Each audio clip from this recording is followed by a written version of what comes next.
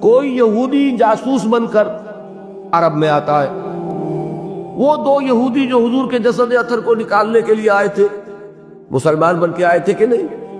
وہ تو نور الدین زنگی کو خواب میں حضور نظر آئے اور آپ نے فرمایا کہ دو کتے مجھے پریشان کر رہے ہیں. تب اس نے 3 مرتبہ جب خواب دیکھا پہلے سوچا ایسے ہی میرا خیال ہوگا، نبی تو نہیں تھا نا، نبی کا خواب تو ہوتا ہے 100% صحیح، کسی دوسرے انسان کا خواب صحیح بھی ہو سکتا ہے غلط بھی ہو سکتا ہے. لیکن جب 3 مرتبہ حضور صلی اللہ علیہ وسلم کی زیارت ہوئی اور آپ نے یہ فرمایا تو پھر اس نے رخت سفر باندھ لیا، مدینہ پہنچ گیا. تو وہ کیا تھے تو منافق، اور یہ ارادی منافق تھے.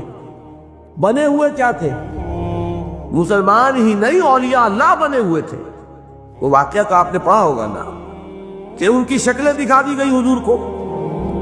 اب اس کو نور الدین زنگی کو، اب نور الدین زنگی آیا مدینے میں، وہ سے آدمی نہیں مل رہے ہو.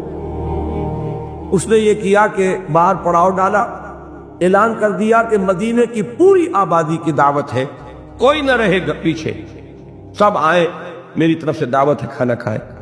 اب کھڑا ہے دیکھ رہا ہے، جو آ رہا ہے اسے دیکھ رہا ہے، وہ نظر نہیں آ رہے. پوچھا بھائی اب کوئی رہ تو نہیں گیا؟ اب بتایا گیا جی 2 درویش ہیں، اولیاء اللہ ہیں، وہ تو بڑے پہنچے ہوئے ہیں، بہت نیک ہیں، ان کو کسی سے سروکار نہیں، عابد و زاہد ہیں، وہ تو بس عبادت کرتے ہیں، اپنے ہی گھر میں رہتے ہیں، کہیں ہلتے جلتے تھے. اب اتنا روب انہوں نے اپنی عبادت کا اور زہد کا اور ولی اللہ کا اور نیکی کا گاٹھا ہوا. انہوں نے کہا ہو نہ ہو وہی 2 ہیں، بلاؤ. اب بادشاہ کی طرف سے طلبی ہوئی، بلائے گئے تو گھر کی تلاشی لی گئی، بڑی مشکل سے ان کے مسلح کے نیچے سے اٹھایا تو وہاں سے وہ سرنگ کا دہانہ ان کا نکلا.